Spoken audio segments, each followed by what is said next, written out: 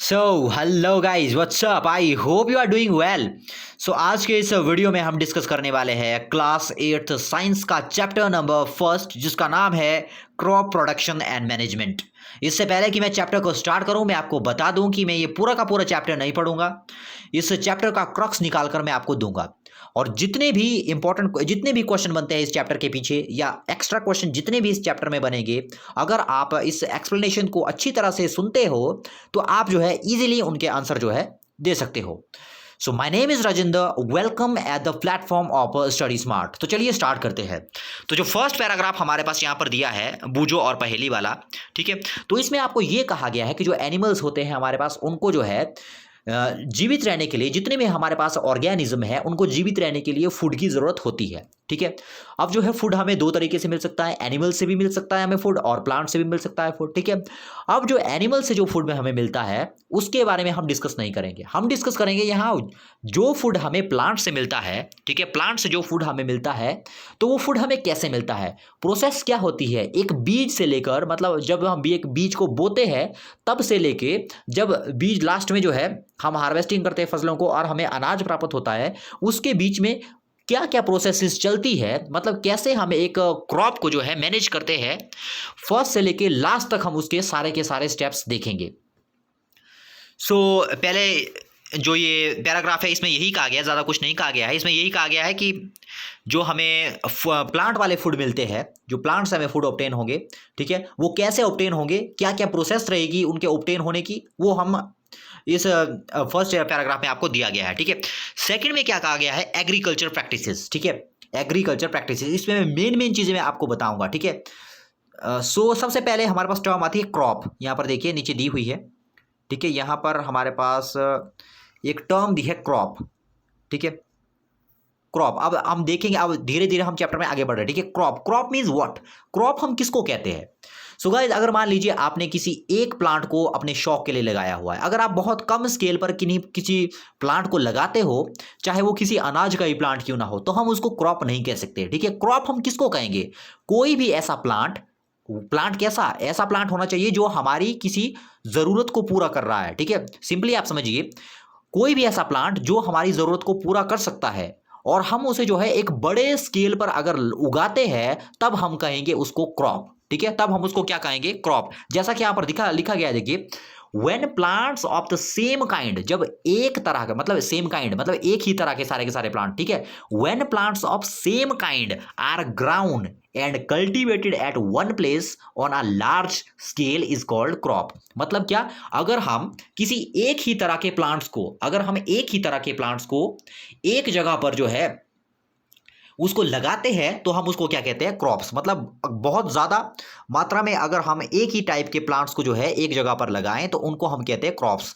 अब आपने ध्यान देना है, जो अनाज वाली फसलें होती है, जो ग्रेन्स वाली फसलें होती है, जैसे पल्सिस हो गई हमारी, मेज हो गया, जैसे दूसरे ग्रेन्स हो गए, मेज हो गया, राइस हो गया, दूसरे व्हीट हो गए, सिर्फ हम उनको ही क्रॉप्स नहीं कहते, ठीक है। क्रॉप्स वो वाली चीजें होती है जो हमारी जरूरतों को पूरा करती है, ठीक है। अब जरूरी नहीं कि वो सिर्फ खाने की जरूरतों को पूरा करे। फॉर एग्जाम्पल हमारे पास है जूट, जूट, ठीक है, जूट। अब इससे हमें खाने के लिए कुछ नहीं मिलता, लेकिन इससे जो है कपड़ा बनता है, ठीक है। इसलिए इसके जो प्लांट होंगे जिनको हम ज्यादा अमाउंट में लगाएंगे, तो इसको भी हम क्रॉप ही कहेंगे, ठीक है। दूसरा हमारे पास रहता है कॉटन, कॉटन, इसको भी जो है, इसको भी हम क्या कहेंगे, ये इसके भी क्या होंगे, इसको भी क्रॉप कहेंगे, क्योंकि इनके जो प्लांट्स अगर ज्यादा लगाते हैं तो इससे क्या होता है, हमारी जरूरतें पूरी होती है, ठीक है।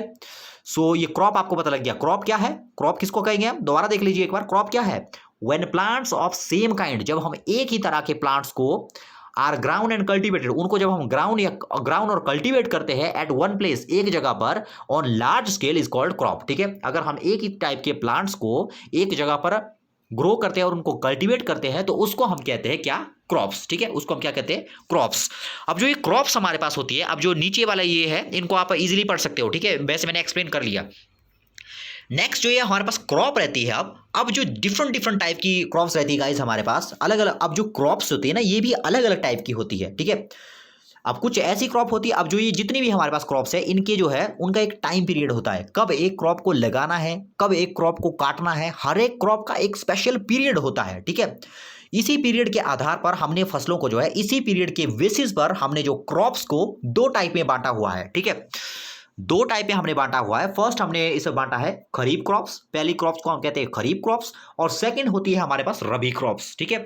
दो टाइप की होती है क्रॉप्स, ठीक है। तो फर्स्ट खरीफ क्रॉप हम किसको कहते हैं, ठीक है, the crops which are sown in rainy season, वो वाली फसलें जिनको कि हम रेनी सीजन में बोते हैं उनको हम कहते हैं खरीफ क्रॉप्स, मतलब जिनको हम रेनी सीजन में लगाएंगे, ठीक है, are called kharif crops.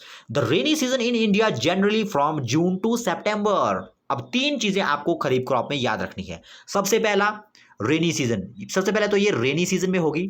Number second June to सितंबर, इनको लगाएंगे कब हम, जून टू सितंबर जो है इनको ग्रो करने का पीरियड होता है। मतलब इनको सोन कब करेंगे हम, मतलब इनको बोएंगे कब हम, जून से सितंबर के बीच में इनको बोना है, जून से सितंबर के बीच में ही बो सकते हैं, ठीक है ना।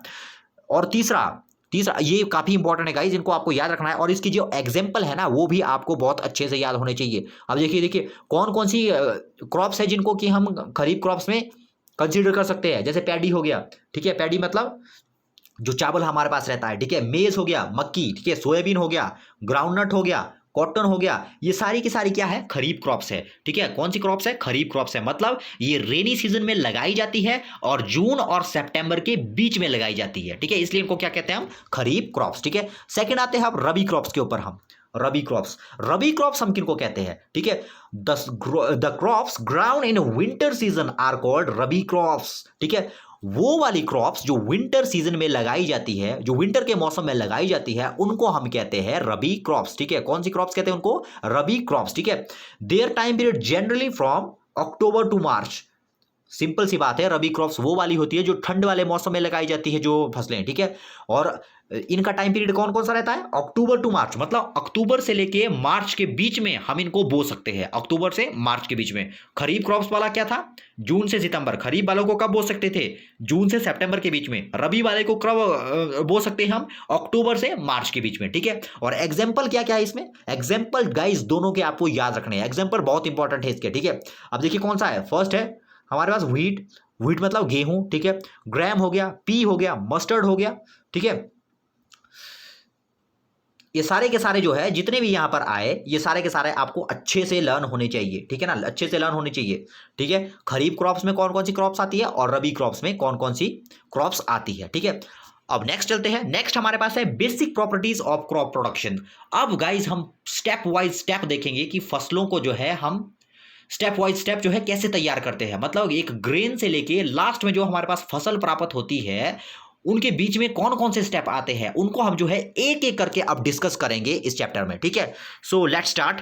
तो सबसे पहले हमारे पास आता है यहां पर देखिए एग्रीकल्चर प्रैक्टिस, मतलब क्या क्या किया जाता है एग्रीकल्चर प्रैक्टिस में। देखिए अब एक एक करके इन स्टेप्स को पहले पड़ेगा। These activities are listed below, ठीक है। अब एग्रीकल्चर प्रैक्टिसेस में क्या क्या आएगा, ठीक है, क्या क्या प्रैक्टिस करते हैं हम, मतलब जब एक फसल को हम बो रहे हैं तो क्या क्या ध्यान में कौन कौन से स्टेप्स आते हैं उसमें, ठीक है, एक फसल को तैयार करने में। सबसे पहला स्टेप तो आता है प्रेपरेशन ऑफ सॉइल, सबसे पहले तो हम सॉइल को तैयार करना पड़ता है, इनको हम एक एक करके डिस्कस करेंगे, ठीक है।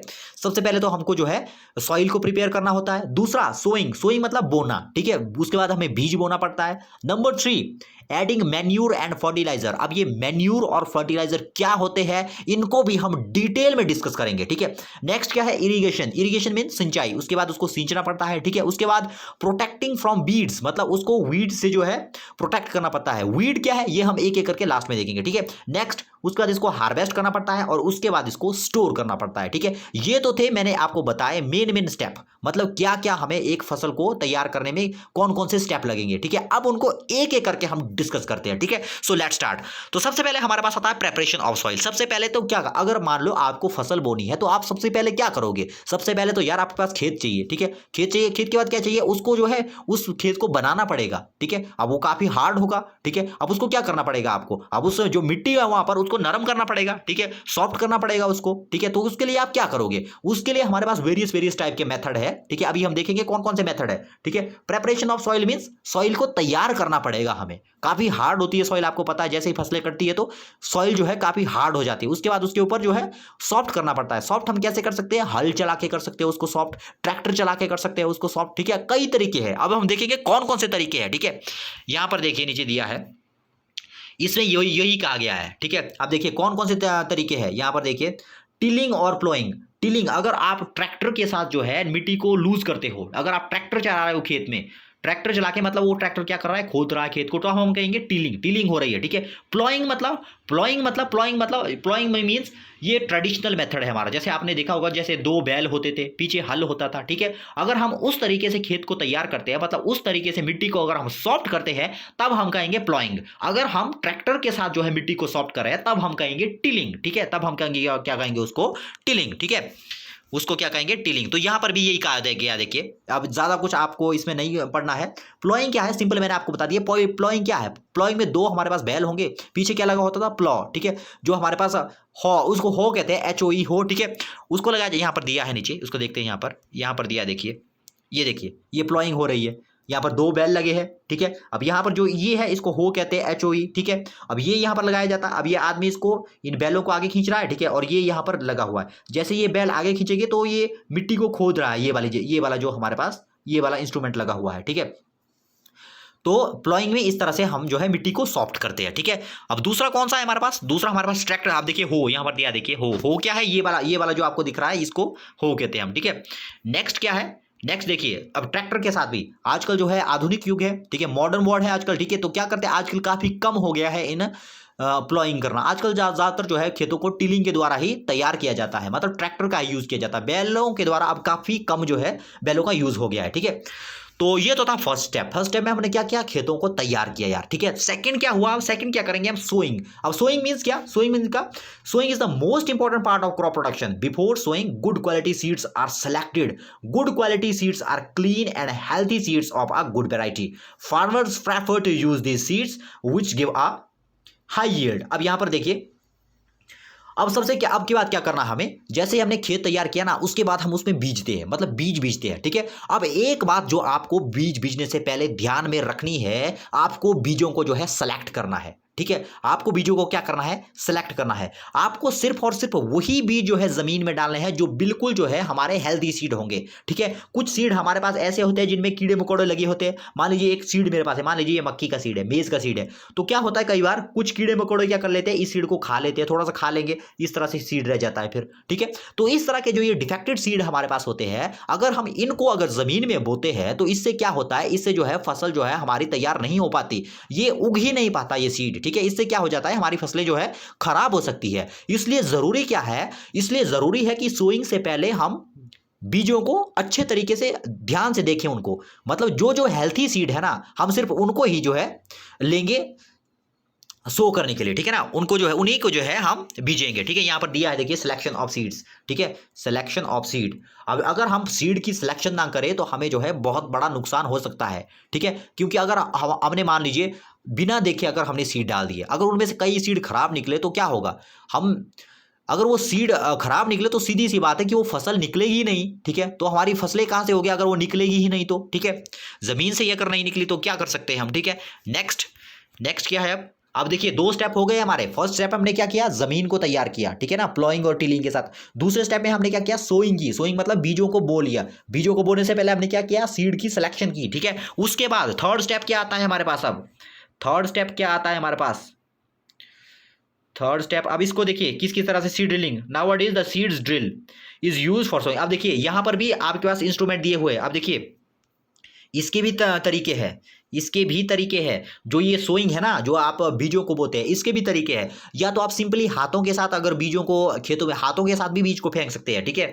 लेकिन आज तो ज्यादातर किसका यूज होता है, ये जो आप इंस्ट्रूमेंट यहां पर देख रहे हो, सीड ड्रिल। ये सीड ड्रिल क्या है, ये सीड ड्रिल भी जो है यहां पर देखिए लिखा है, nowadays the seed drill is use for sowing with the help of tractors. अब ट्रैक्टर में ही ये पीछे लगा होता है और इसी की यही जो है अपने आप जो है सीड को भी बो लेता है, ठीक है। मतलब इसके अंदर हम क्या डालते हैं, मतलब गुड क्वालिटी सीड को ऊपर से डालेंगे और ये अपने आप ही जो है, आगे ट्रैक्टर लगा होगा और जैसे ही आगे जो है खेत बनता जाएगा तो पीछे ये जो है ये जो सीड ड्रिल है वो बीजों को डालता जाएगा, ठीक है।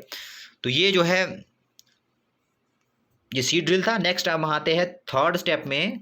तो थर्ड स्टेप हमारे पास क्या है, एडिंग मैन्यूर एयर फर्टिलाइजर। सबसे पहले हमने क्या किया, खेतों को बनाया। सेकंड स्टेप में हमने क्या किया, बीजों को डाला। ठीक है, बीजों को डालने के बाद क्या होगा, अब फसलें हमारी थोड़ी थोड़ी निकलने लगेगी जमीन में। ठीक है, थोड़ी थोड़ी निकलने लगेगी जमीन में। ठीक है, तो अब क्या करना है उनमें, अब उनमें जो है हम मैन्यूर और फर्टिलाइजर डालते हैं। ठीक है, अब ये मैन्यूर और फर्टिलाइजर में क्या डिफरेंस है यार। ठीक है, आपने कई बार इनका नाम सुना होगा, मैन्यूर फर्टिलाइजर। ठीक है, एक से लगते हैं सुनने में। ठीक है, लेकिन जो है ये अलग अलग चीजें हैं। मैन्यूर अलग चीज है, फर्टिलाइजर अलग चीज है। सिंपल शब्दों में हम इनको कहते हैं खाद। ठीक है, खाद, खाद और उर्वरक। ठीक है, खाद और उर्वरक, लेकिन हम सिंपल लैंग्वेज में हमें एक ही मानते हैं, इन सबको, सभी को खाद बोल लेते हैं हम। ठीक है, लेकिन सारी की सारी जो जितने भी हमारे पास खेतों में डालने वाले मटेरियल होते हैं ना, उन सभी को खाद नहीं कहते।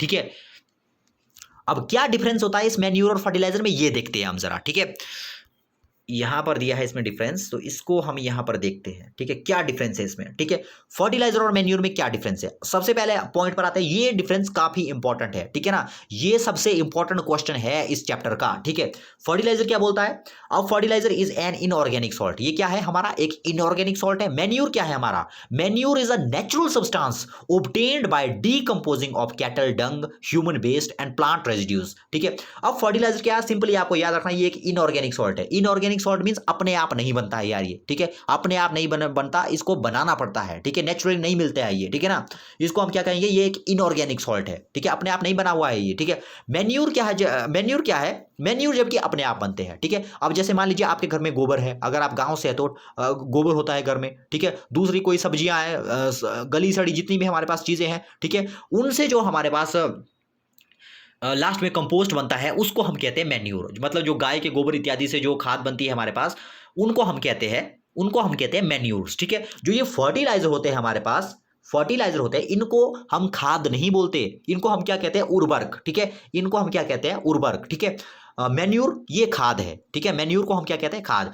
याद क्या रखना है आपको, फर्टिलाइजर, फर्टिलाइजर क्या है, एक इनऑर्गेनिक सॉल्ट है, जबकि मैन्यूर क्या है, एक मैन्यूर जो है एक नेचुरल सब्सटेंस है, मतलब अपने आप बनेगा यार ये। ठीक है, क्या बनेगा, जैसे गोबर हो गया हमारे पास। ठीक है, गोबर है हमारे पास, अगर गोबर कई दिनों तक रहेगा ना, तो उसकी ऑटोमेटिकली जो है खाद बन जाती है। ठीक है ना, ऑटोमेटिकली आप कुछ भी छेड़खानी करो उसके साथ या ना करो, अपने आप बन जाएगा, मतलब नेचुरल सब्सटेंस है वो। ठीक है, obtained by decomposing of cattle dung. अब देखिए, जब कैटल का डंग जो है डीकंपोज, अब ह्यूमन का जो वेस्ट होता है उससे भी बन सकती है। ठीक है, और प्लांट रेजिड्यूज, और जो जैसे मान लीजिए पत्तियां गिर जाती है, पेड़ के नीचे पत्तियां गिर जाती है। ठीक है, वो पत्तियां भी गल सड़ के जो है मैन्यूर बना लेती है। ठीक है, वो भी जो है खाद की तरह काम करती है हमारे। ठीक है, दूसरा डिफरेंस क्या है फर्टिलाइजर में, अब fertiliser is prepared in factories. मैंने सिंपल है आपको कहा कि जो ये फर्टिलाइजर है, ये जो है अपने आप नहीं बनते, तो कहां बनेंगे ये, कुछ कोई तो जगह चाहिए जहां पर ये बने। ठीक है, तो ये फैक्ट्रीज के अंदर बनते हैं। ठीक है ना, ये कहां बनेंगे, हमारे फैक्ट्रीज के अंदर। हम अपने घर में इनको नहीं बना सकते हैं। ठीक है, और नेचुरली भी ये नहीं बनते, इसलिए इनको कहां बनाना पड़ेगा हमें, इनको जो है फैक्ट्रीज में ही बनाया जाता है। ठीक है, जबकि मैन्यूर कहां बनते हैं, manures can be prepared in the field. Manure को जो है हम अपने खेतों में भी बना सकते हैं। ठीक है, कैसे बना सकते हैं, अब खेतों में एक गड्ढा खोद देंगे हम। ठीक है, अब जितना भी हमारे जो ये गाय या बैल होते हैं, उनके सारे गोबर को हम एक जगह इकट्ठा करते हैं, और उससे अपने आप जो है हमारे पास बहुत सारा मैन्यूर बन जाता है। ठीक है, नेक्स्ट क्या है हमारे पास, अब fertiliser does not provide any humus. Humus मतलब नमी। ठीक है, अब जैसे जो ये फर्टिलाइजर होते हैं ना गाइस, इनसे जो है मिट्टी की नमी कम हो जाती है। नमी मीन्स जो मिट्टी के अंदर वाटर होता है ना, इसको ये एब्जॉर्ब कर लेते हैं, सोख लेते हैं। ठीक है, इससे जो है मिट्टी के अंदर जो है वाटर की कमी हो जाती है। ठीक है, ऑन द अदर हैंड ये मैन्यूर जो है उल्टा काम करते हैं। मींस क्या, अगर हम मैन्यूर ऐड करते हैं खेत में, तो उस खेत की जो नमी है वो ज्यादा हो जाती है, उस खेत की जो ह्यूमस है वो ज्यादा बढ़ जाती है। ठीक है ना, उस खेत के वाटर को होल्ड करने की कैपेसिटी बढ़ जाती है। ठीक है ना, मतलब बिल्कुल उल्टा हो रहा है दोनों में। ठीक है, अब फोर्थ डिफरेंस देखिए, फोर्थ डिफरेंस क्या बोल रहा है,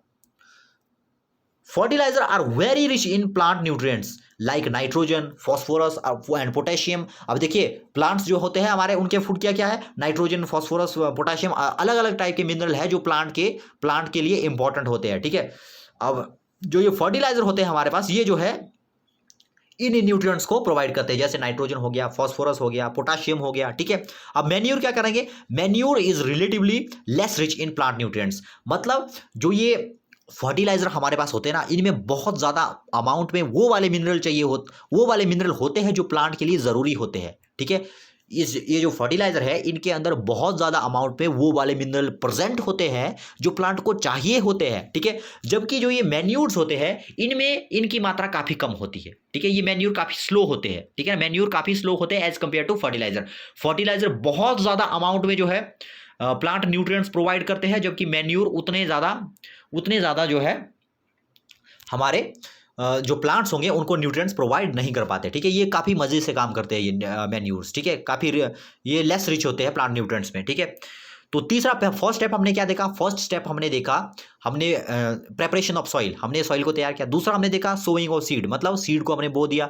तीसरा हमने क्या देखा? तीसरा हमने देखा adding of fertiliser and manure, मतलब खेत में हमने क्या क्या यूज किए? फर्टिलाइजर और मैन्यूर हमने खेत में डाल दिए, ठीक है। उसके बाद क्या होगा? उसके बाद क्या, अब देखिए एडवांटेजेस क्या क्या है। अब मैन्यूर और फर्टिलाइजर में हमने डिफरेंस देखा, ठीक है। अब जो मैन्यूर है ना उनका यूज करना काफी अच्छा होता है as compare to fertiliser. Manure जो है काफी बेटर, मतलब मैन्यूर जो है वेटर होते हैं एज कंपेयर टू फर्टिलाइजर। क्यों होते हैं ये? अभी देखते हैं इसको, ठीक है। तो क्यों होते हैं? फर्स्ट देखिए, it enhance the water holding capacity of the soil. ये मैंने आपको कहा, अगर हम फर्टिलाइजर ऐड करते हैं ना खेत में तो क्या होता है, जो फर्टिलाइजर होते हैं वो सारी की सारी नमी सोख लेते हैं। इससे जो है जो हमारे पास जमीन होती है उसकी जो है वाटर में उसकी वाटर की कमी हो जाती है जमीन को, ठीक है। और दूसरा जो है वाटर होल्डिंग कैपेसिटी, मतलब वाटर को होल्ड करने की कैपेसिटी भी वाटर जो जमीन है उसकी कम हो जाती है, ठीक है। मतलब हम वाटर देंगे ना तो वो, अगर हमने बहुत ज्यादा मात्रा में मैन्यूर डाला हुआ तो क्या होगा, वो जमीन जो है वाटर को होल्ड नहीं कर पाएगी, वाटर को एब्जॉर्ब नहीं कर पाएगी, ठीक है। जबकि अगर हम मैन्यूर को ऐड करते हैं तो वाटर को होल्ड करने की कैपेसिटी जमीन की बढ़ जाती है, ठीक है। जैसे ही हम मैन्यूर डालेंगे ना, ऊपर से वाटर डालेंगे तो जो हमारे पास जमीन रहती है वो ज्यादा अमाउंट में जो है वाटर को सोखेगी, ठीक है। सेकंड क्या एडवांटेजेस है?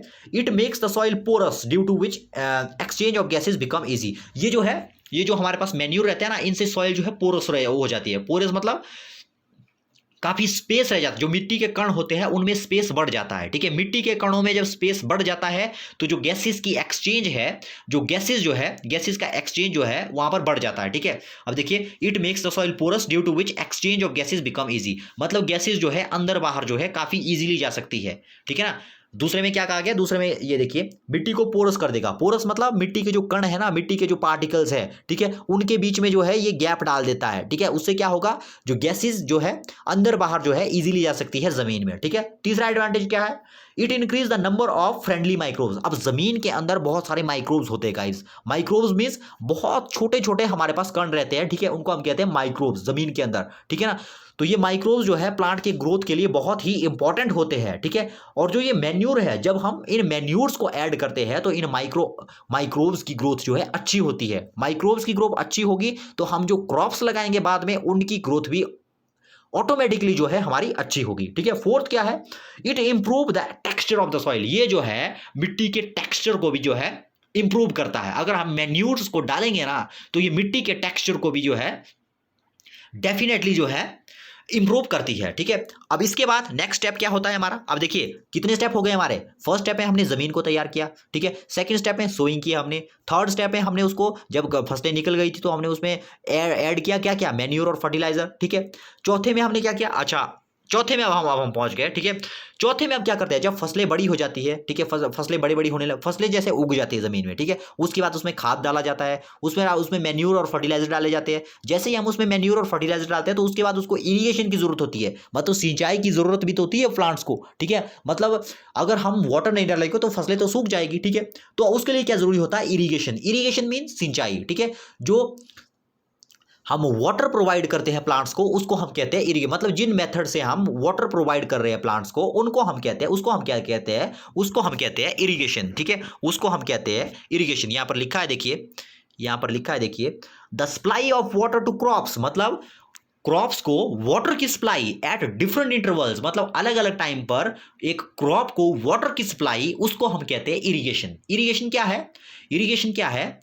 डिफरेंट टाइम पर क्रॉप्स को वाटर देना, उसको हम कहते हैं इरिगेशन, ठीक है। डिफरेंट टाइम क्यों कह रहा हूं मैं? जैसे मान लीजिए मैंने आज पानी दे दिया है अपनी फसलों को, ठीक है, तो अब रोज रोज उनको पानी देने की जरूरत नहीं है, आज दूंगा मैं, परसों दूंगा मैं, इस तरह से मैं गैप देके जो है उसको जो है वाटर प्रोवाइड कर सकता हूं, ठीक है। तो इसलिए लिखा है एट डिफरेंट इंटरवल्स, ठीक है। The supply of water to crops, मतलब क्रॉप को वाटर की सप्लाई करना अलग अलग इंटरवल पर, मतलब अलग अलग टाइम पर, उसको हम क्या कहते हैं, उसको हम कहते हैं इरिगेशन। ठीक है, उसको हम क्या कहते हैं, इरिगेशन। अब इस इरिगेशन की भी ना अलग अलग टाइप है, इस इरिगेशन के भी अलग अलग टाइप है। ठीक है, अब देखिए यहाँ पर सोर्सेज ऑफ इरिगेशन।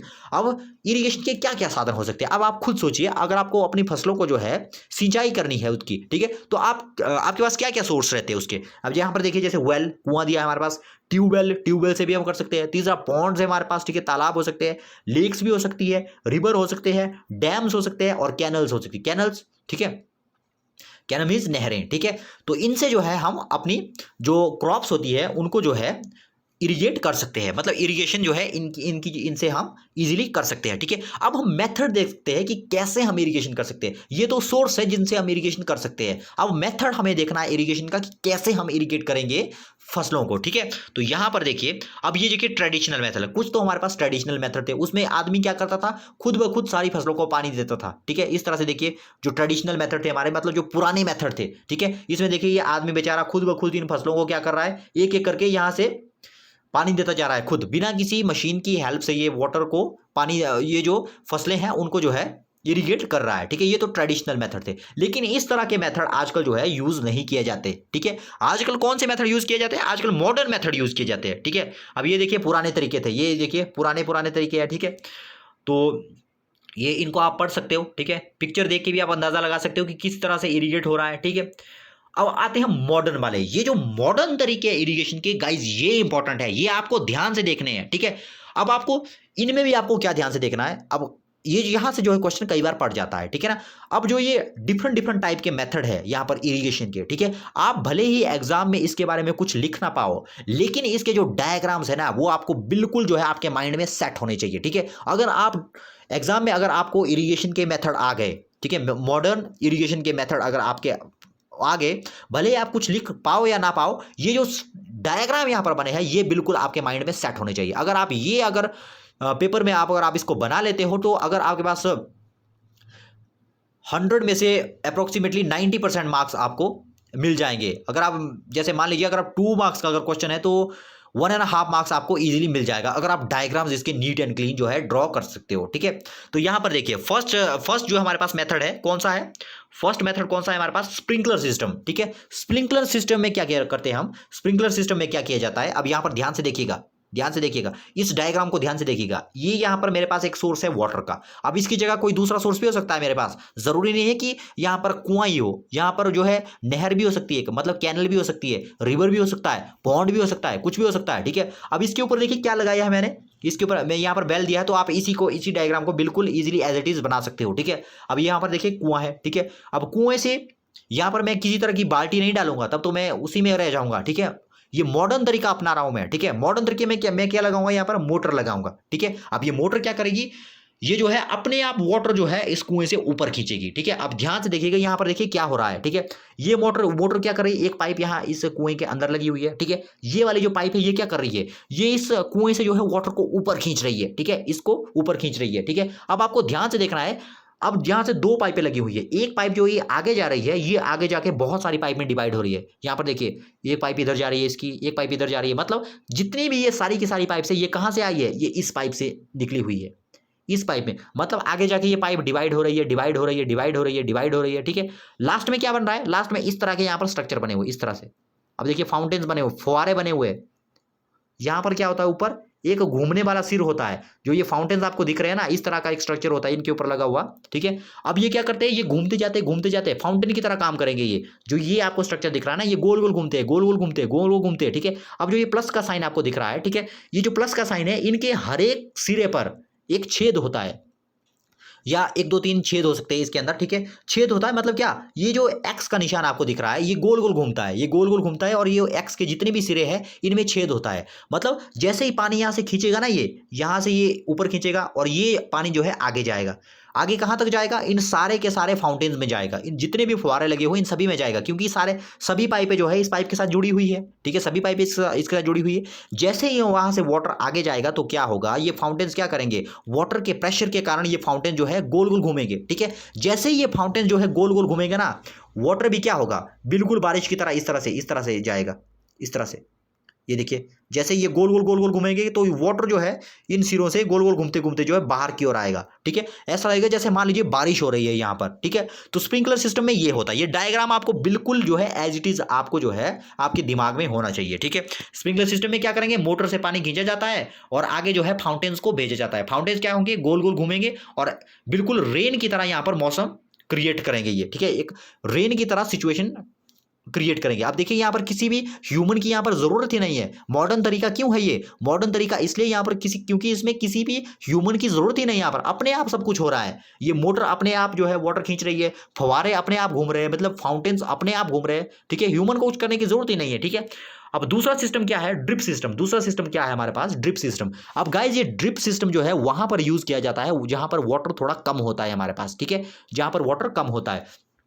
पहले वाले केस में हमने क्या किया, पहले वाले केस में जो है हमने फव्वारे लगाए हुए, पानी जो है बारिश की तरह पड़ रहा है। ठीक है, सेकंड केस में हमारे पास क्या है, यहां पर वाटर की थोड़ी कमी है। ठीक है, तो इस केस में हम क्या करते हैं, इस केस में भी पाइपें बिल्कुल वैसे ही लगी हुई है। ठीक है, इस केस में भी पाइपें बिल्कुल इसकी तरह ही लगी हुई है, लेकिन यहां पर जो है ना ये फाउंटेन नहीं होते, ये फाउंटेन अब नहीं होंगे, ये फाउंटेन नहीं होते। ठीक है, ये फाउंटेन अब ये जो आपको सीधा दिख रहा है ना ये 90 डिग्री वाला एंगल, ये फाउंटेन अब नहीं होगा। ठीक है, ड्रिप सिस्टम में ये फाउंटेन नहीं होता। ठीक है, इसमें क्या होता है, सिंपल पाइप लगी होती है। ठीक है, सिंपल पाइप लगी होगी। ठीक है, इस तरह से जैसे ये पाइप लगी है ना, जैसे मान लो जी ये पाइप है। ठीक है, तो ये पाइप जो है फसलों के ऊपर से जा रही है। ठीक है, अब इनमें जो है जहां पर फसल लगी होगी वहां पर इस पाइप में छेद होगा। इस तरह से एक छेद यहां पर है, एक होल यहां पर है, एक होल यहां पर है, एक होल यहां पर है, एक होल यहां पर है।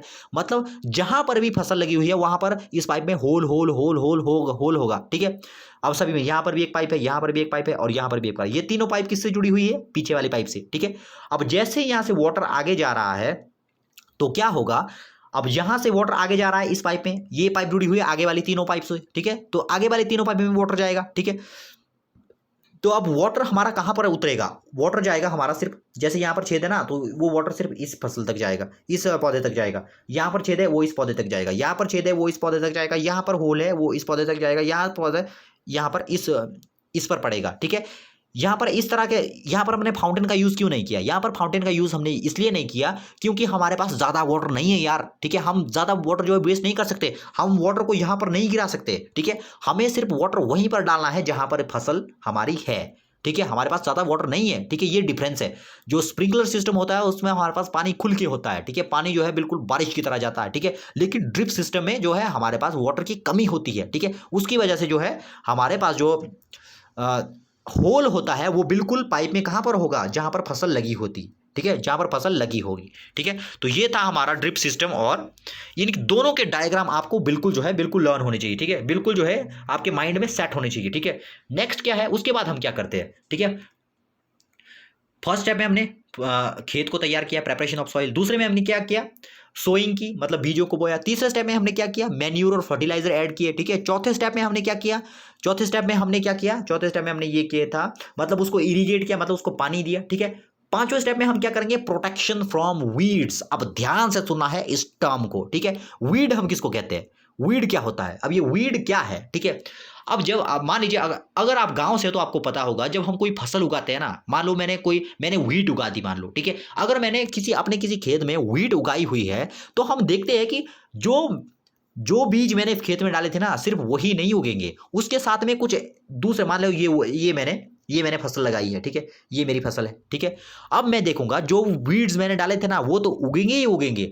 साथ में इसके साथ में कुछ अननेसेसरी घास भी उगाती है। ठीक है, इस तरह से अलग अलग टाइप के प्लांट जिनको मैंने बोया नहीं है लेकिन अपने आप वो फसलों के बीच में उग गए। ठीक है, अपने आप ही अननेसेसरी प्लांट अपने आप आ गए बीच में। ठीक है, तो ये जो अननेसेसरी प्लांट्स होते हैं जिनको मैंने नहीं उगाया लेकिन फिर भी उग गए। ठीक है, इन अननेसेसरी प्लांट्स को हम कहते हैं वीड्स। ठीक है, इन अननेसेसरी प्लांट्स को हम क्या कहते हैं, वीड्स। इनको हिंदी में जो है खरपतवार भी कहा जाता है। ठीक है, इनको यहां से निकालने की जरूरत होती है। ये जो अननेसेसरी प्लांट्स होते हैं ना इनको यहां से निकालने की जरूरत होती है, फसलों के बीच से निकालने की जरूरत होती है। क्यों जरूरत होती है इनको निकालने की, क्योंकि हमें पता है कि जब ये प्लांट है, ये वीड्स भी प्लांट ही है, ठीक है। अब अगर मैं इनको नहीं निकालूंगा तो क्या होगा, सारा का सारा मेन्यूर और सारा का सारा फर्टिलाइजर जो मैंने खेत में डाला हुआ है, या सारा का सारा वाटर जो मैंने खेत में डाला हुआ है, वो तो ये भी शेयर करेंगे ना आपस में, वो तो ये भी खींच लेंगे, ये वाले प्लांट्स भी उसको खींच लेंगे, ठीक है। तो इस वाले प्लांट को तो इस वाले ये वाले जो प्लांट है इनको तो कम मात्रा में हमारे पास फर्टिलाइजर और मेन्यूर मिल पाएंगे, ठीक है। तो उसके लिए हम क्या करते हैं, इन खरपतवारों को, इन वीड्स को यहां से निकालने की जरूरत होती है, ठीक है। अब इनको निकालने के भी अलग अलग तरीके हैं हमारे पास। अब इनको हम हैंड के द्वारा भी पिक कर सकते हैं, मान लो मैं हाथों के साथ भी इनको पिक कर सकता हूं। जैसे हाथों से मैं क्या करूंगा, जो ये अननेसेसरी प्लांट है इनको उखाड़ सकता हूं, ठीक है। ये तो हो गया हमारा ट्रेडिशनल मेथड। ट्रेडिशनली क्या किया जाता था, फसलों के बीच में जाते थे हम, ठीक है, और क्या करते थे, इन जो जितने भी हमारे पास अननेसेसरी प्लांट होते थे उनको निकाल देते थे, ठीक है। ये तो हमारा ओल्ड मेथड थे, ठीक है। आजकल क्या करते हैं, आजकल वीडीसाइड्स का प्रयोग होता है, ठीक है। किसका यूज होता है आजकल, वीडीसाइड। वीड का मतलब पता लग गया ना आपको, मतलब वो वाले प्लांट, वो वाले अननेसेसरी प्लांट जो फसलों के बीच में, जो क्रॉप्स के बीच में अपने आप उगते हैं, उनको हम कहते हैं वीड्स, ठीक है। उनको हम क्या कहते हैं, वीड्स, ठीक है। नेक्स्ट क्या है हमारे पास, ये देखिए वीडीसाइड्स। पहला मेथड हमने देखा, इनको कैसे रिमूव कर सकते हैं, हम कैसे रिमूव कर सकते हैं। पहला तो हम कर सकते हैं बाय हैंड्स, मतलब हैंड से पिक करके भी हम जो है, हैंड से इनको जो है, मैं इनको फसलों के बीच से उखाड़ के फेंक सकता हूं, ठीक है। दूसरा मेथड क्या है, वीडीसाइड्स, ठीक है। अब गाइज ये साइड, इस वर्ड का मतलब आपको याद रखना है, साइड। किसी भी वर्ड के पीछे साइड्स लगा हो ना, उसका मतलब होता है किलिंग।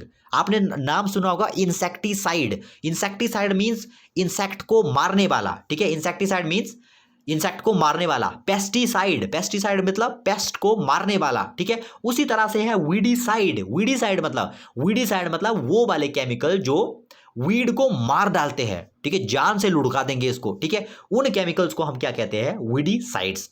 वो वाले केमिकल जो वीड को मार देते हैं या वीड को डिस्ट्रॉय कर देते हैं, उन केमिकल्स को हम क्या कहते हैं, वीडीसाइड्स। अब दो मेथड है देखिए वीड्स को फसलों से फेंकने के, निकालने के। पहला मेथड कौन सा है, पहला मेथड है बाय हैंड्स, मतलब हैंड से पिक करके भी मैं फसलों से खरपतवार निकाल सकता हूं, मतलब वीड्स निकाल सकता हूं। और दूसरा वीडीसाइड, मतलब कुछ ऐसे केमिकल जो इन वीड्स को मार देते हैं, उनका यूज करके भी मैं इन वीड्स को जो है अपने खेत से निकाल सकता हूं, ठीक है। तो यहां पर देखिए कुछ वीडीसाइड दिए हुए आपके पास, जैसे 2,4-D। ये 2,4-D क्या है, ये एक केमिकल है। इसको ये भी एक वीडीसाइड ही है, मतलब एक केमिकल है जो क्या करता है, वीड्स को खत्म कर देता है, मतलब वीड्स को डिस्ट्रॉय कर देता है ये केमिकल। अगर मैं इसकी स्प्रे कर दूं तो वीड जो है डिस्ट्रॉय हो जाएंगे, ठीक है।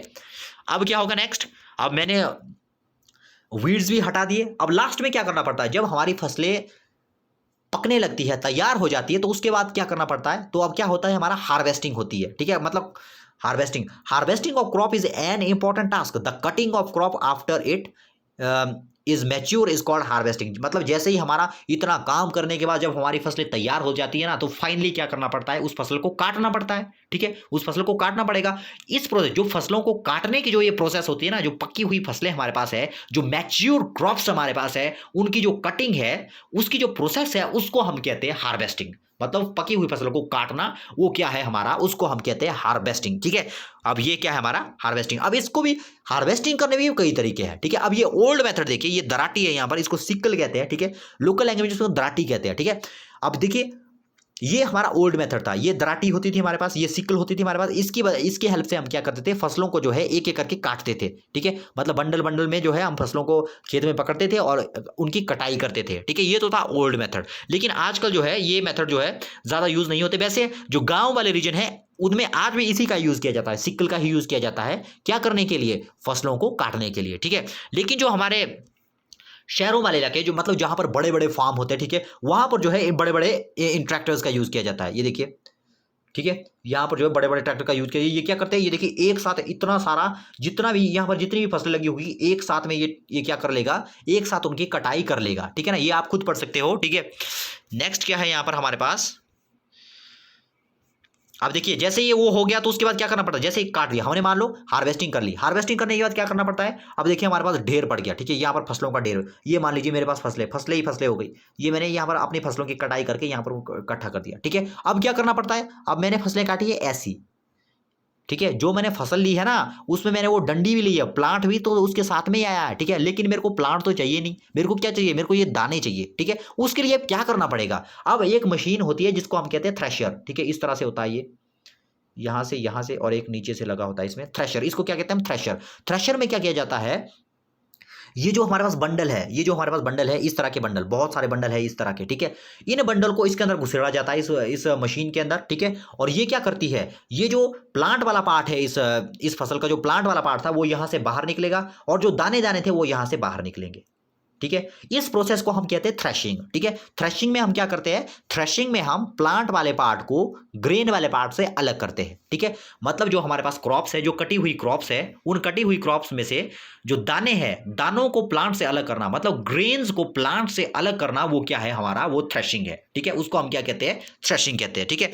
नेक्स्ट चलते हैं। अब नेक्स्ट क्या है, अब थ्रेशिंग भी हो गया। अब थ्रेशिंग होने के बाद अब क्या करते हैं हम, अब नेक्स्ट देखिए एक टर्म यहां पर आ रही है winnowing. Farmers with small holding of lands do the separation of grains and chaff by winnowing, ठीक है।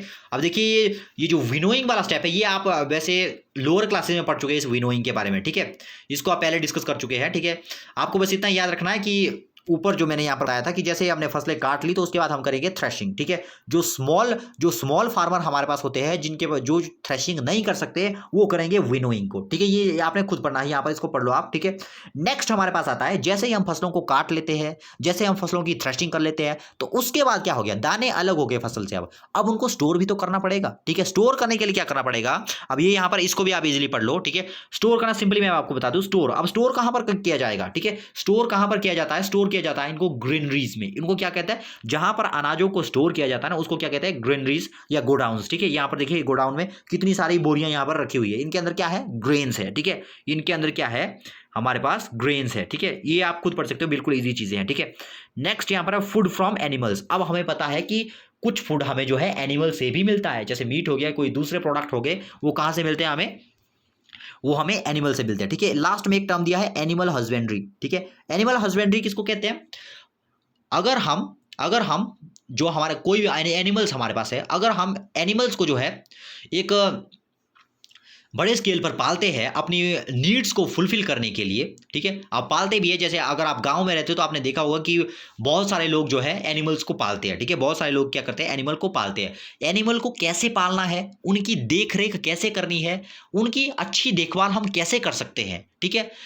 वो सारी की सारी जो भी इंफॉर्मेशन है वो आती है एनिमल हस्बेंड्री में, ठीक है। मतलब वो सारा का सारा जो नॉलेज है उसी को हम कहते हैं एनिमल हस्बेंड्री। कैसे हम जो है एनिमल्स को रेयर कर सकते हैं, ठीक है ना, अपनी जो ज़रूरतें हैं उनको पूरा करने के लिए, ठीक है, उसी को हम एनिमल हस्बेंड्री कहते हैं, ठीक है।